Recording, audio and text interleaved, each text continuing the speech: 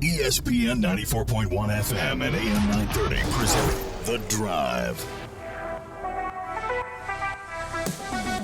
It is Friday, April 28th. Your drive begins now on ESPN 94.1 and AM 930. I'm your host, Paul Swann. I'll be taking your text this hour at 304-396-TALK. That's 304-396-8255. You can also find me on Twitter at Paul Swann. Coming up this hour, I've got the head coach of the Huntington High football team. That is the head coach of the state champion, Huntington Highlanders, Billy Seals. He's joining me here in the next few minutes. Anything special happened yesterday that maybe we should talk about with Coach? I think you know what happened yesterday. A proud moment for a lot of people in Huntington, and especially with the Huntington High program, because Darnell Wright was selected by the Chicago Bears with the 10th overall pick in the NFL draft yesterday. We had that here on ESPN 94.1 and AM 930. We're going to have it again tonight because, just a programming note, Pirates baseball, that game postponed.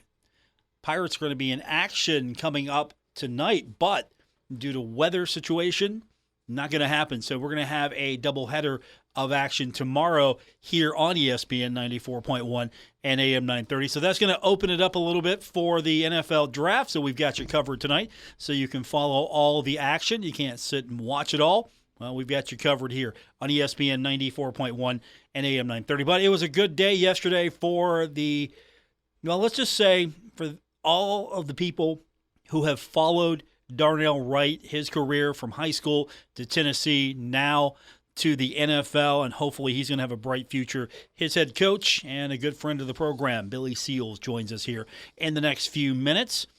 There's a lot of transfer portal news we got to get into today. We've got a lot of updates. Softball, I need to talk about that briefly because earlier today, the softball team suffered a 3-0 loss to Texas State. That is the first time that the Herd has been shut out since February 25th, 2022, I believe was the date. That ends a streak of 89 games. So 89-game streak of the Herd scoring at least one run ended today. Sydney Nestor struck out 4 in a complete game effort, with none of the 3 runs coming against her being earned. Second game's going to be played tomorrow, 1 o'clock, and it's going to be senior day as well. So senior day for the Thundering Herd. Saturday, hopefully the Herd can get back in the win column. That's surprising, though. It's been a long time since the Herd's been shut out. 89 games. That's a long time to go. I'm sure Marshall will bounce back, but still, seeing that score today, that shocked me when I was watching that and keeping tabs on it, that the Herd wasn't able to get a single run. That's amazing. Our text line, 304-396-TALK, 304-396-8255. Texter wrote in and said, I didn't go to the Marshall softball game because I thought it was supposed to rain. Too bad we lost 3-0. Get them tomorrow. You got to be there. You have to be there tomorrow. Marshall needs all the luck it can get, right? That dot magic. Coach Megan Smith-Lyon talks about dot magic, so gloomy day, supposed to rain. Thundering Herd was able to get the game in. Unfortunately, the Thundering Herd didn't get the win. Yeah, you got to go. Jam the dot. I'm not saying it's your fault that they lost, but I'm just telling you, you got to go and add to the magic, dot magic. You know, in all seriousness, yeah, the weather going to play a factor in a few games here and there. As we mentioned just a minute ago, it's impacting baseball, at least for the Pittsburgh Pirates. So that game not coming up tonight here on ESPN 94.1 and AM 930. I'll tell you what, they've been playing pretty good, though. I'll say this about the Pirates. They've been playing really good. First place in the standings? I haven't seen that in a long time. And they got the Dodgers yesterday 6-2, so Washington will wait. They should have no problem with Washington. I think they're going to extend their win streak. They're going to push it out a few games, and I think I'm not going to say they sweep Washington, but I wouldn't be surprised. All right, let's turn our attention to football. we got a lot of transfer portal news to get into. We'll talk about it more in depth later because I want to bring Billy Seals on here in the next few minutes. But Isaiah Gordon has decided to enter the transfer portal from Marshall. Remember him? If you were at the spring game a few days ago, you remember him. 56 yards on 10 carries, scored a touchdown in that spring game. So he put his name in the transfer portal. And then Jay Sean Kaufman, if you didn't see this, defensive lineman for the Thundering Herd, made the announcement on Twitter that he was entering the transfer portal. So transfer portal giveth and it taketh away. Now, I'm not saying this is the reason why spring games are not as important, because you watch a spring game and you see a player, and then come fall, that player's not on the roster. That happens a lot. I mean, it's a good time to go out and support the Herd and support the team, obviously, but take pencil.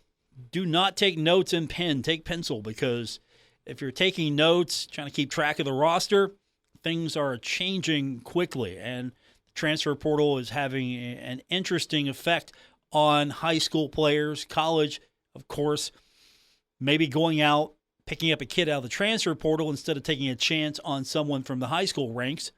So what's that going to do in the next 5-10 years? I'm going to ask Billy Seals that here in the next few minutes, but we're going to get him on the program. We've got to talk about Darnell Wright being selected by the Chicago Bears, 10th pick overall. So how many people are now Bears fans in Huntington? 304-396-TALK, 304-396-8255. You can tell me how many of you are going to be Bears fans now. Billy Seals, my guest when we continue. This edition of The Drive is on ESPN 94.1 and AM 930. This is The Drive with Paul Swann on ESPN 94.1 FM and AM 930. Welcome back to The Drive. It's Friday, April 28th here on ESPN 94.1 and AM 930. I'm your host, Paul Swann. Well, yesterday was an exciting day. You heard it here on ESPN 94.1 and AM 930 as Darnell Wright was selected by the Chicago Bears with the 10th overall pick in the 2023 NFL Draft. And to tell us more about it is his former high school coach and the head coach of the reigning and defending state champions in the state of West Virginia. Billy Seals, head coach of the Huntington Highlanders, joins us. I know your phone has had to blow up last night, today, still going probably. Yeah, it has. And, just, very, very grateful and excited for the opportunity that Darnell has. And, I looked at my phone after he was picked, there early on the first round and had 78 messages already. So, just a big moment for the city of Huntington and a big moment for Huntington High football. He's, in your estimation, probably the way a kid should be when it comes to work ethic, doing it right at the high school level, going to the next level at the college ranks, and then translating that to the NFL.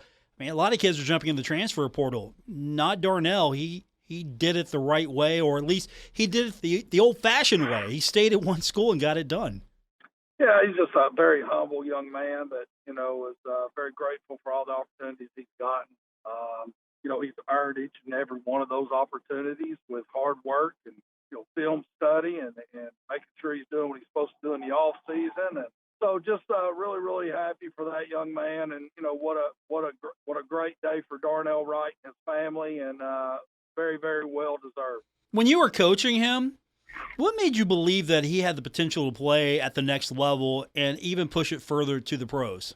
Well, he's very, very athletic, for a big man. I mean, most guys who are 6'6", 335 pounds can't run a 5-flat 40, or they can't broad jump 9'8", which is, I think, what he broad jumped, and can't move like him. And so, we felt like that Darnell was, a special player, very athletic, very long, very big. And the biggest thing about Darnell is I think that he's always searching for that way to get better. And so I think that's why you saw him go so early, is that he's found those things that have improved his ability on the field, but also understands he's still got some work to do. To highlight your point, at the Combine, he ran the 40-yard dash in 5.01 seconds. That was the fourth fastest 40 time at the Combine by any player weighing at least 330 pounds. since the at least the start of 2006, as far as the numbers are concerned. So, not too many kids at his weight class are able to do that, and I'm sure that's going to be an asset for the Bears using a top 10 pick. That's the first time they've done that since 1983, using a top 10 pick to select an offensive lineman. Yeah, I think that's one of his best selling points is just his ability to move his feet, his athletic ability. Obviously with Justin Fields at quarterback, he moves around a lot. He is a very athletic quarterback, and I think the Bears saw Darnell as a guy that's very athletic as well and can help kind of steal the pocket or be able to get out on sprint out passes and things like that to be able to reach the defensive end or the outside backer. Now, for the next few days, we're going to be talking about all his positives and all his assets and attributes, and he's got a lot of them. But, when he was developing as a player during his time with you, did he have any challenges along the way that he had to overcome? Well, I think his hand placement has improved as far as, in his pass protection. We always thought that he was a better pass pro guy than a run blocker in high school, but obviously in college he has developed tremendously in the run blocking, became more physical in those things. And I'm gonna be honest with you, I think the biggest challenge for Darnell was just who's lining up across from him on Friday night. He wasn't challenged a tremendous amount, to be honest with you, and sometimes maybe he got a little complacent in high school, but he always plays his best against the best. And so you could look at what he did this year against LSU and B.J. Ojolari. You look at what he did against Will Anderson. You look at what he did against Jalen Carter. All those, two of those three guys were picked in the first 9 picks last night, and he played his best football against those guys. So doesn't shy away from competition, and he's only going to continue to get better. And of course, it's all due to you, right? All that coaching, you got him ready for the next level. That's all your preparation, right? Had absolutely nothing to do with me. Billy, I'm just going to be honest with you. I mean, that young man is just a great young man, God-given ability, had all the measurables. Our job was just to love him up, make him believe he was as good as we thought he was, and just make sure he's a great young man when he's on and off the field, and the rest of it he took care of.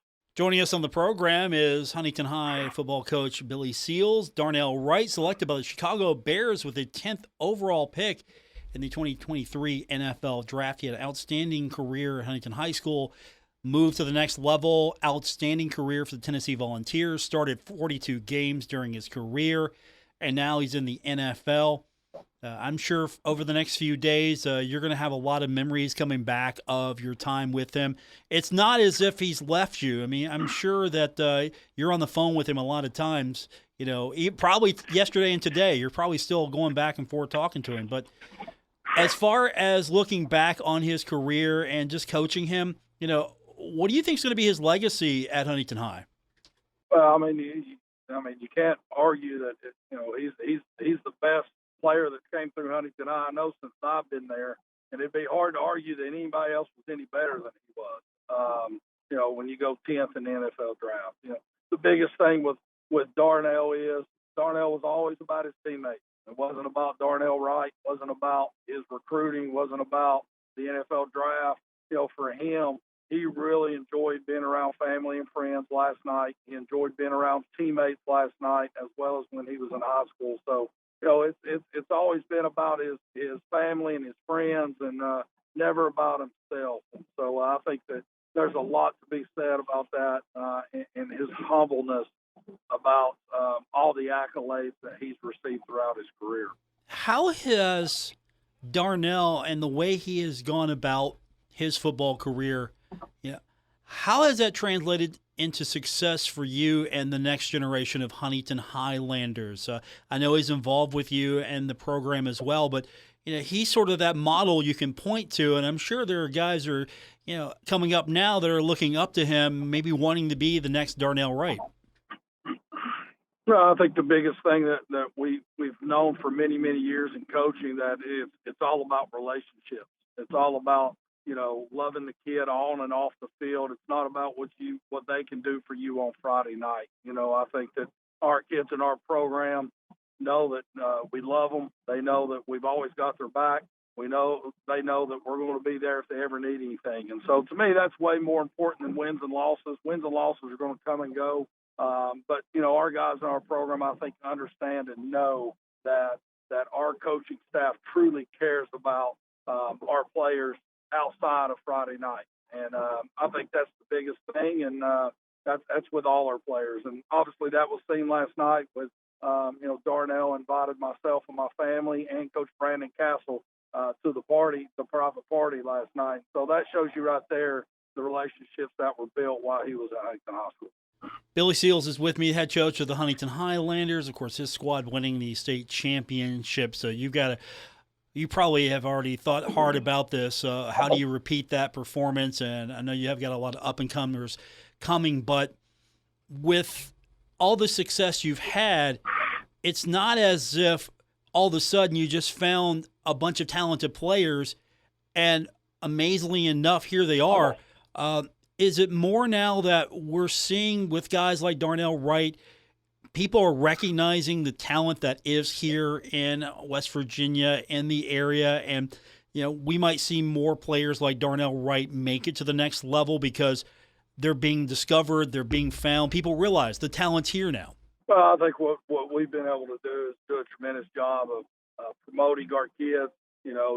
Just as relationships are big with your players, relationships are huge with college coaches as well. And so, we make sure that we get out and we pound the pavement and the telephones and make sure that, coaches throughout the country know that there's players at Huntington High School and in the state of West Virginia. And, I help out kids from other schools. I mean, it's about the kid. It ain't about whether they play at Spring Valley, Cabell Midland, Hurricane, wherever else.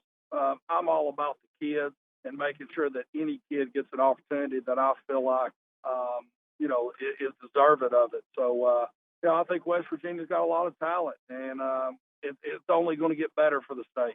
And since we haven't talked in a while, we've mentioned the transfer portal before, and I know you're not a big fan of it. It really hurts the kids that are in high school trying to get recruited. What have you had to do since we've talked last, or what are you doing maybe now to make sure that the transfer portal isn't having that much of a negative effect on at least making sure your kids are getting recruited and they have opportunities? I think what we've done, we got to continue to develop our kids. That's the thing that I always hear from college coaches, why West Virginia kids don't get developed or not as developed as other kids. So we got to continue to do a good job of that, of just developing our kids, because we don't have spring football. It's a negative for the state of West Virginia. So like right now is a open period for college coaches.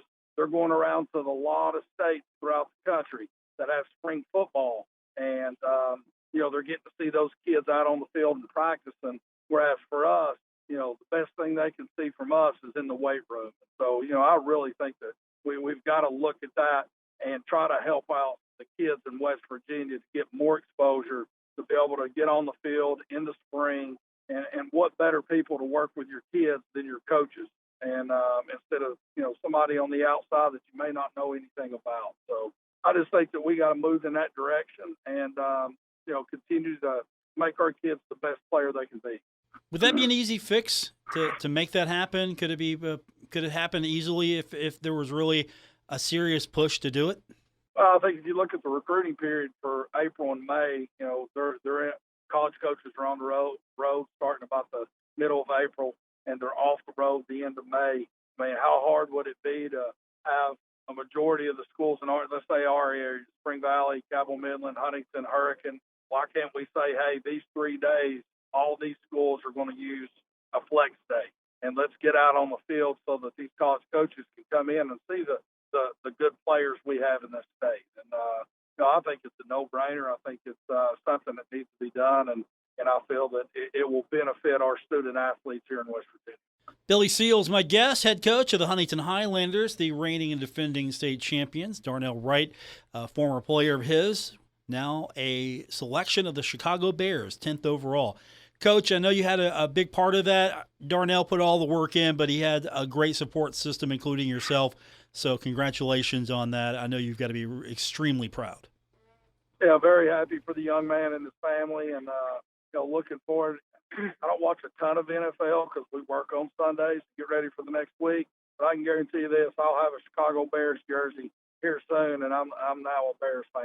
See, I asked that question earlier. How many Bears fans are now in Huntington, West Virginia? And you're the first one, right? You're top of the list. You're a Bears fan.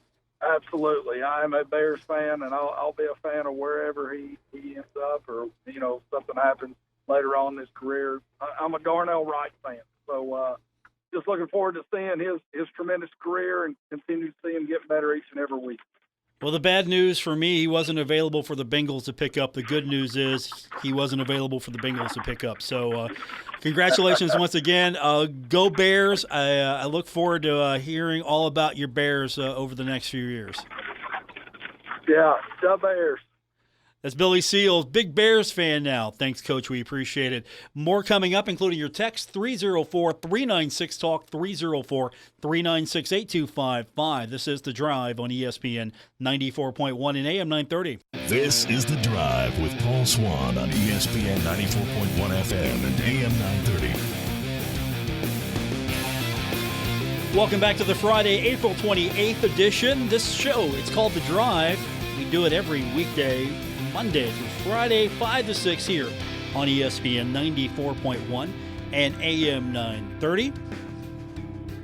Our text line is 304-396-TALK, 304-396-8255. Let's get you caught up in everything that's been going on.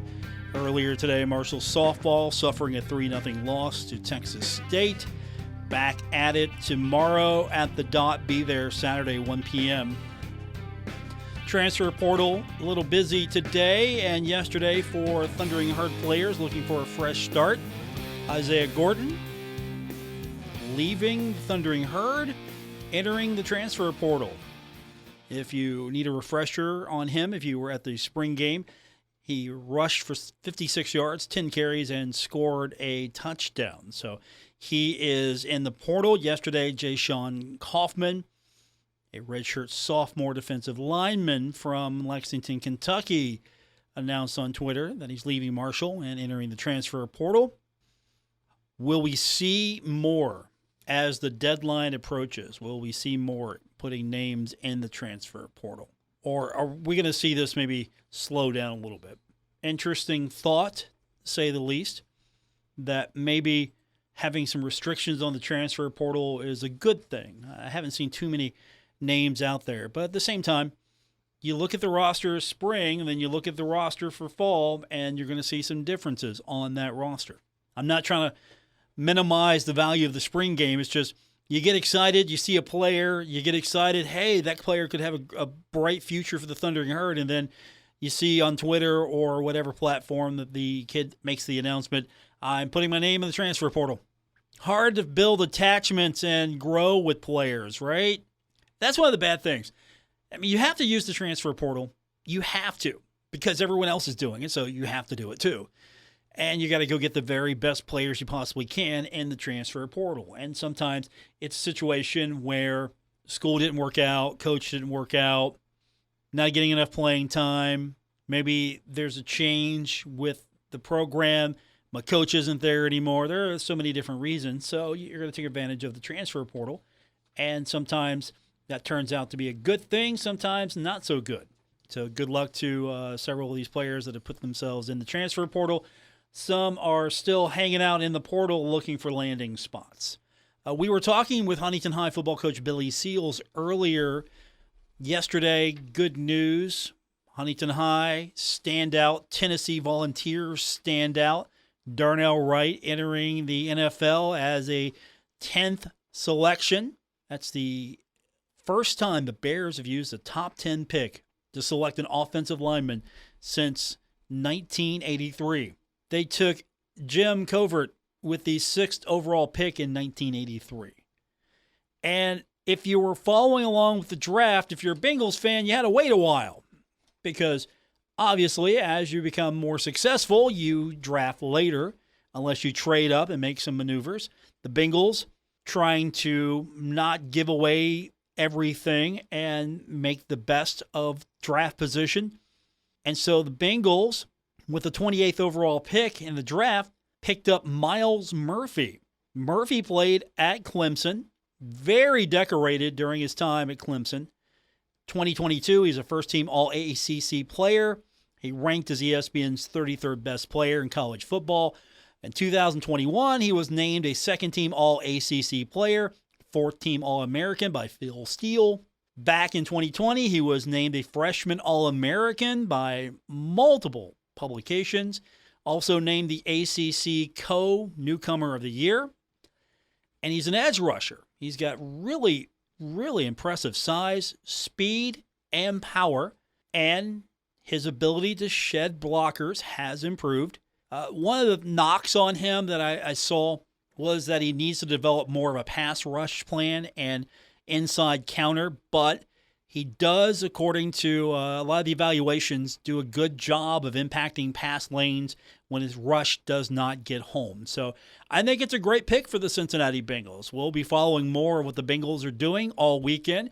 We've got the draft coming up tonight, 6 o'clock here on ESPN 94.1 and AM 930. Also on our sister station, Cat Sports 93.3 and 1340. And then we've got a baseball doubleheader tomorrow with the Pittsburgh Pirates game with the Washington Nationals being postponed due to weather. Doubleheader tomorrow. It's going to be a traditional day-night doubleheader, 2 full games. We'll have those games here on ESPN 94.1 and AM 930. Day 3 of the NFL Draft will be on Cat Sports 93.3 and 1340. Our text line is 304-396-TALK, 304-396-8255. We'll get more of your text in when we continue with this edition of The Drive, ESPN 94.1 and AM 930. This is The Drive with Paul Swann on ESPN 94.1 FM and AM 930.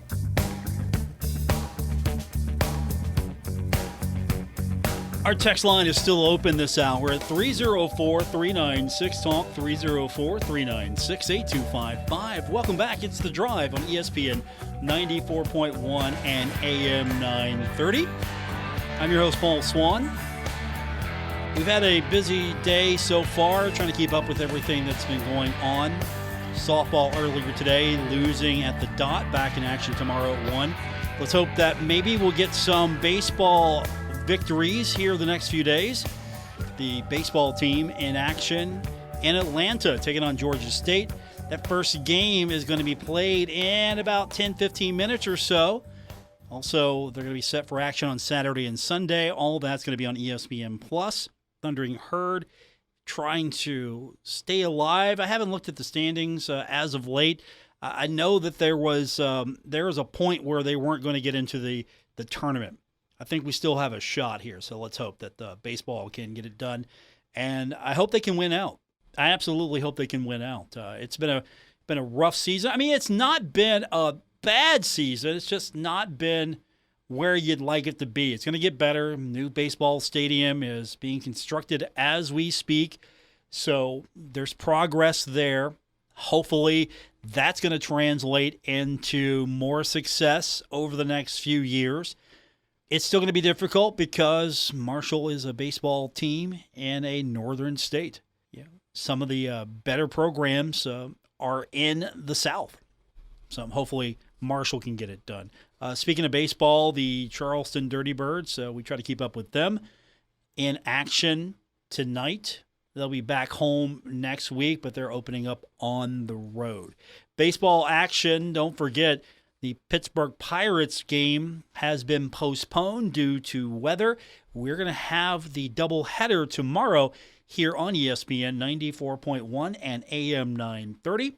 The NFL Draft will continue on our sister station, Cat Sports 93.3 and 1340. Again, NFL Draft tomorrow on Cat Sports 93.3 and 1340. Now, one other item that we talked about briefly yesterday, but we've got more details on it, and that is Marshall University extending the contract of volleyball coach Ari Agnes, which I thought was a good move on Marshall's part. She does more for the university than just coach volleyball. If you have interacted with her, if you have talked to her, you followed her, she's someone who has been in the community. You see her team almost always front and center when it comes to representing Marshall University. She is a coach that, honestly, I think will build community with the branding with the university. She's someone that can talk about Marshall, talk about what Marshall offers. So I don't think records are necessarily the ultimate deciding factor here. She's someone that will be able to be an ambassador for Marshall University. I saw a little shade dropped on her on social media. I'm going to leave it be because I think it was a good extension for Ari Agnes, and they're getting more tools, trying to help them become a better program. Yeah, they got the floor. The TerraFlex floor is going to be something that a lot of programs won't have just yet. We're seeing improvements to the Cam Henderson Center. So these are things that I think are going to help the program move along a lot further than we've seen in years past. And honestly, I think moving Conference USA to the Sun Belt was very challenging. You just can't pick up conferences and go. It's very challenging because you have a new set of opponents. Now they have to figure you out as well. But still, you're going into a new conference, new situation, new arenas, new road trips, new everything. So I think the volleyball team has acquitted itself well. And Ari Agnes getting a contract extension through 2027, much more valuable. And the wins will come, but I think she's definitely much more valuable as an asset to Marshall University, not just as a coach. Our text line is 304-396-TALK, 304-396-8255. That's our number to be a part of today's program here on ESPN 94.1 and AM 930. Again, a reminder, if you were tuning in early for Pirates baseball, thanks for tuning in. The Pirates game postponed due to weather, so the series with the Nationals will begin tomorrow. We'll have a doubleheader for you of Pirates baseball here on ESPN 94.1 and AM 930. I think the other items that we need to talk about as far as what happened in the NFL, we all know that Baltimore Ravens agreed with Lamar Jackson. Right, 5-year deal, highest paid player in the NFL, $260 million 5-year deal with $185 of that guaranteed. Wait till you see Joe Burrow's deal. That's all I'm going to say. Wait till you see Joe Burrow's deal. That's going to be probably a much better deal. But of course, if you've got a quarterback in your division like Jackson, what do you do? What do you do? Well, you go get somebody that can go get him. And so let's hope that Myles Murphy can go get him. That's what I'm looking for. And if you're a Kentucky fan, how rough was yesterday? How rough was watching Will Levis sit there and you're thinking, no way he's going to be a first-round pick. I was sitting there thinking, no way he's a first-round pick. It's a good quarterback, but is he a first-round quarterback? And the answer is, well, no. So how tough is it right now to be a Kentucky fan coming back down to reality? And, of course, keep this in mind. You don't necessarily need to be a first-round quarterback to have a good career in the NFL. You can fall, show your worth, make it up on the back end. That initial money you're not going to get. But it's interesting to see how many people thought that he was a first-rounder. I mean, even Mel Kiper Jr. had him going to the Colts, but Anthony Richardson gets picked. That probably threw a lot of boards off. And I think, honestly, there were issues. There was issues with his left toe. We want to talk medically. There were concerns there. And he was invited. He was among 17 players invited to attend the first round because the NFL likes to have these players out there ready to go, bring them, and you think that you've done your due diligence and, okay, let's invite guys that we know are going to get picked, that are going to come out of the room. We know that they're going. And honestly, I don't know if I would have such a high number. Maybe I would back that down a little bit because there's no guarantee the players you invite are going first round, as we saw last night. So interesting storyline to say the least.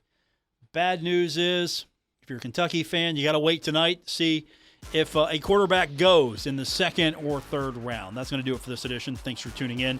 I'll be back with you on Monday. Don't forget Pirates baseball coming up on Saturday, doubleheader. We've got the NFL draft starting 6 o'clock here on ESPN 94.1 and AM 930. Good night, everyone.